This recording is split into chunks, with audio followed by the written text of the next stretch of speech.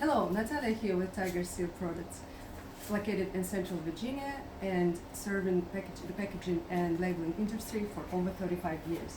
Today, Eric will be showing you the common issues with your 555 E-Series tape machine and how to quickly resolve these common issues.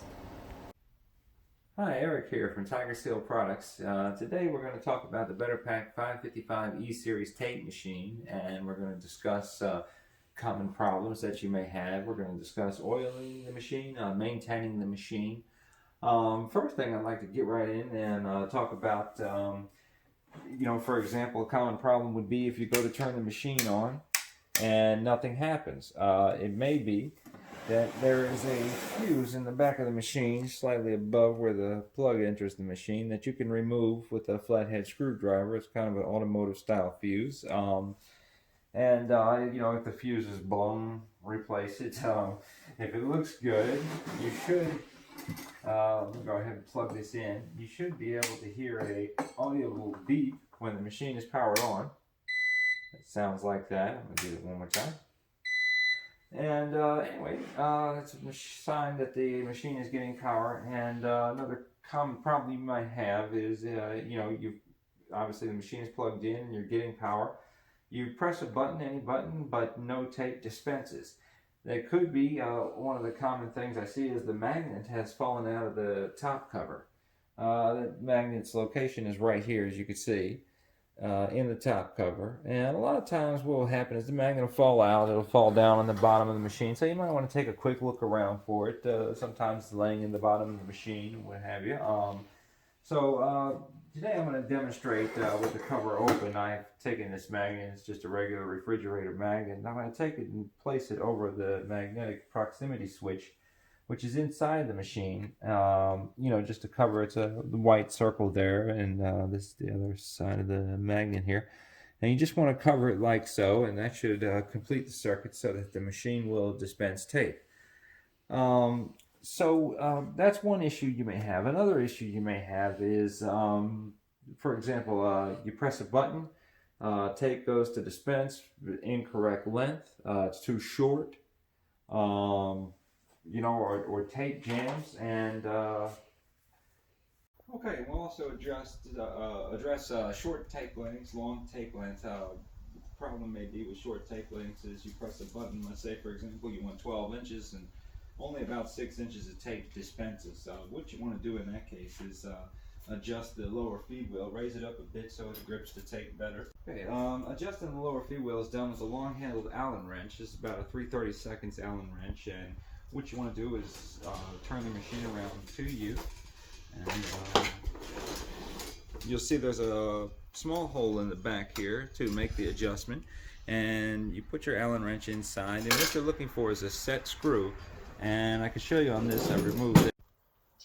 So this is the cutter yoke assembly inside the machine. It's not visible from this angle, but this is the screw that we're looking for to adjust the height of the lower feed wheel.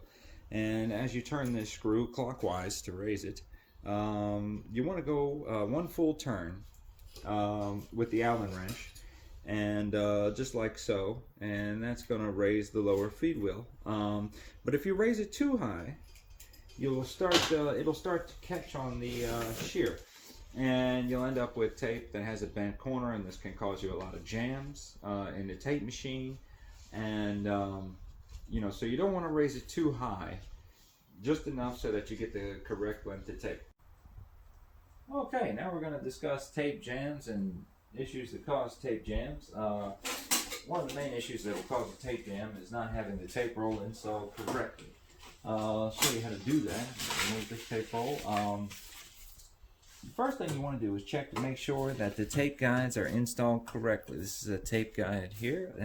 Every machine comes with 2 tape guides, and you want to make sure that they're centered in the machine, installed, seated correctly, just like that. You want to install the tape roll, make sure that it's centered, as you can see here, and you want to go bring the tape over the rear roller, pull it forward, and slide it under the upper tape plate. Another thing that will cause tape jams is having dirty brushes will cause tape jams. Build up on the top heater here of glue, what have you, will cause tape jams if it's in the way of the feed of the tape. So you can see on this machine here, I'm going to remove the brushes for you. So these are the brushes to the tape machine. Over time, these can get filled up with glue, what have you, and bind the tape as it tries to come out. You can clean these. That will remove some of the glue. Sometimes they get worn down over time, and you can order a new set of brushes. They come like this, and when you go to reinstall the brushes after you've cleaned them, or if you've purchased new ones, you want to make sure they're cut on an angle, and you want to make sure that they're installed and with the flow of the tape, and that they're seated in the water tank here. Another thing that can cause issues with tape jams is if the lower tape plate here is not installed correctly or is not seated well. This is it here, and it has these tabs on the side, so it just snaps in. And you can see on this machine, it's got a real good hold, and it's it's centered and level. So you want to reinstall this like so. Okay. Also, sometimes with tape jams, the safety baffle here can get depressed downwards over time and be too low, which causes the tape to jam on the brushes. And what you want to do in that event is you can use both of your thumbs and gently press the plate upwards like so, and that should fix your problems. Another thing, while we're talking about tape jams, is I'm going to go ahead and create a tape jam, and I'm going to show you how to clear it out in the event that you do have a tape jam. So I'm going to just dispense 6 inches of tape here. Okay, so you can see I've jammed up the machine. The best way to clear out a tape jam is to remove the upper tape plate like so. Raise the shear cutter, and then you should be able to remove the roll of tape like this, and that's it. And then just reinstall everything. I'll put the tape plate back in, lower the shear cutter back down, reinstall the tape, and the problem should be solved, and the tape will be dispensing again. Okay, in this section of the video, we're going to address another common problem. I've got the machine here, and I've removed the motor cover on the side of the machine to show you another common issue. What can happen is you turn on your machine, the heater's getting warm, everything appears to be working. You press a button, you hear a noise, the shear jumps up, everything except the feed wheel's not turning. I'll show you that one more time. So everything appears to be working, only the feed wheel's not turning. 10 times out of 10, it's either a bad motor or bad motor brushes inside of the motor. And in this machine, I've removed one of the motor brushes to show you a motor that's not working, and how to replace the motor brushes. I'm going to show you in 1 second. Now, every motor has 2 motor brushes. There's one on the top here that you can see. There's also one underneath in the same position underneath of the motor. And what you want to do is turn off the machine, unplug it, of course, and then you'll take a flat-headed screwdriver. You'll remove the plastic cap on the motor to access the brush, and you will remove the motor brush. I've already removed this one, but you'll put in a new motor brush just like this. You just slide it down in there, and it takes a little finesse to get it in the hole. Okay, just like that, and then just reinstall the cap.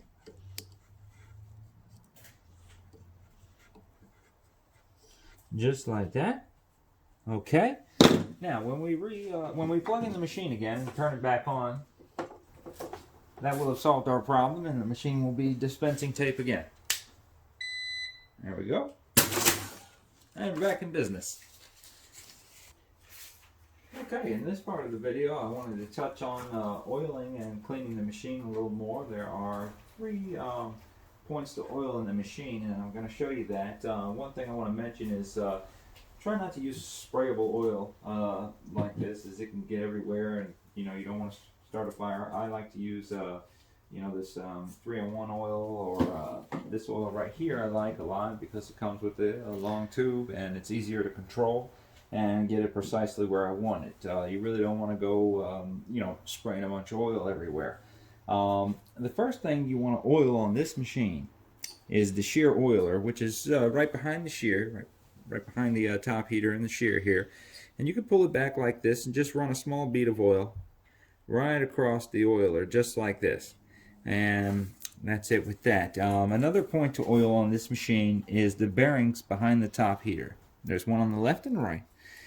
Here and here, right against the side frame of the machine on each side. Also on the impression roller, back here on the left, and a drop or two on the right.